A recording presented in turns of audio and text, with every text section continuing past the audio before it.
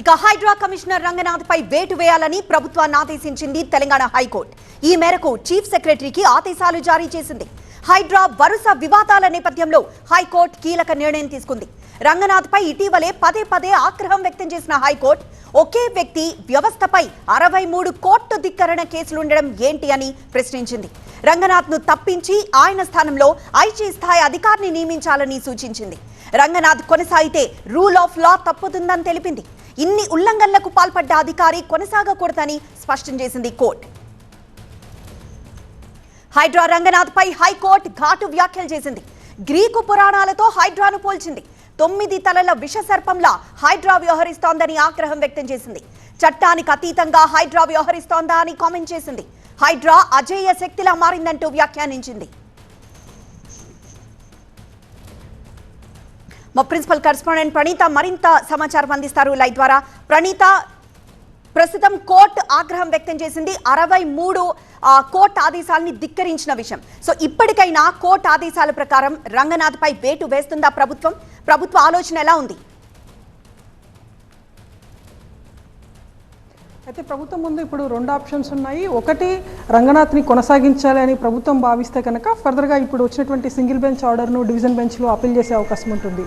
ఒకవేళ లేదు, కోర్టు ఆర్డర్తో కంపైల్ అవ్వాలి అని ప్రభుత్వం భావిస్తే కనుక ఫర్దర్గా రంగనాథ్ స్థానంలో మరొక అర్హులైనటువంటి అధికారిని నియమించాలని కోర్టు చెప్పింది. కాబట్టి ఆఫీసర్ కోసం ప్రభుత్వం కొంత ఎక్సైజ్ కూడా చేయాల్సి ఉంటుంది. సో ఈ నేపథ్యంలో ఈ 2 ఆప్షన్స్ అయితే ప్రజెంట్ ప్రభుత్వం మీద ఉన్నాయి. అయితే ప్రభుత్వం నిర్ణయం తీసుకోవాలంటే కూడా ఫస్ట్ హైకోర్టు నుండి ఆర్డర్ కాపీ రావాల్సి ఉంటుంది. సో హైకోర్టు ఆర్డర్ కాపీలో ఎలాంటి అంశాలను ప్రస్తావించింది అనేటువంటిది ఇప్పుడు చాలా ఇంపార్టెంట్ ఆస్పెక్ట్. సో ఆ లీగల్ టీమ్ అంతా కూడా పూర్తిగా ఆర్డర్లో ఏముంది అనేటువంటి అంశాలు పూర్తిగా పరిశీలించిన తర్వాత ఒక లీగల్ ఒపీనియన్ తీసుకున్న తర్వాతనే ప్రభుత్వం డెసిషన్ తీసుకొని ఉంది.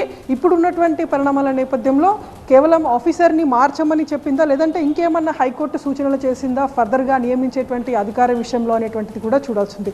సో ఆ ఆస్పెక్ట్కి సంబంధించి హైకోర్టులో ఉన్నటువంటి హైకోర్టు ఆర్డర్ కాపీలో ఉన్నటువంటి అంశాలకి తదుపరి దానికి అనుగుణంగానే కొత్త ఆఫీసర్ని కూడా నియమిస్తారా, లేదంటే ఇప్పుడున్నటువంటి రంగనాథ్నే కొనసాగిస్తారా చూడాల్సింది. రంగనాథ్నే కొనసాగించాలి అని ఒకవేళ ప్రభుత్వం భావిస్తే కనుక ఖచ్చితంగా హైడ్రా చేసినటువంటి కొన్ని ఇంపార్టెంట్ మంచి పనులు ఏవైతే ఉన్నాయో వాటిని కూడా ఫర్దర్గా అపీల్ దాఖలు చేసేటువంటి సమయంలో ఆ అంశాలన్నింటినీ కూడా ప్రస్తావిస్తూ ఖచ్చితంగా డివిజన్ బెంచ్లో ప్రభుత్వం అయితే అపీల్ చేసేటువంటి అవకాశం ఉంటుంది. సో ఏం చేయాలన్నా సరే ఆర్డర్ కాపీ అనేటువంటిది మెయిన్ కాబట్టి ఇవాళ రాత్రికి కానీ రేపు మార్నింగ్ ఫస్ట్ అవర్స్లో కానీ గవర్నమెంట్ చేతికి ఆర్డర్ కాపీ వస్తుంది. కాబట్టి దాని తర్వాతనే ఈ పరిణామాలు అన్నీ కూడా ఉండబోతున్నాయి. ఒకవేళ రేపు మార్నింగ్ ఆర్డర్ కాపీ వచ్చినా సరే రేపు అంతా కూడా లీగల్ టీంతో ప్రభుత్వం సంబంధించినటువంటి ఎంఐయుడి అధికారులు కొంచెం సమీక్ష ఉంటుంది. సో దాని తర్వాత ఫర్దర్గా ఎల్లుండి దాని తర్వాత డేస్లో ఖచ్చితంగా ప్రభుత్వం అయితే అపీల్ చేసేటువంటి అవకాశం అయితే ఉంటుంది. సో ఈ 2 చాయిసెస్ అయితే గవర్నమెంట్ దగ్గర ఉన్నాయి. కాబట్టి వీటిలో ఏది సూటబుల్ అనేటువంటి దానికి సంబంధించి కూడా ఫర్దర్గా గవర్నమెంట్ డెసిషన్ తీసుకోబోతుంది.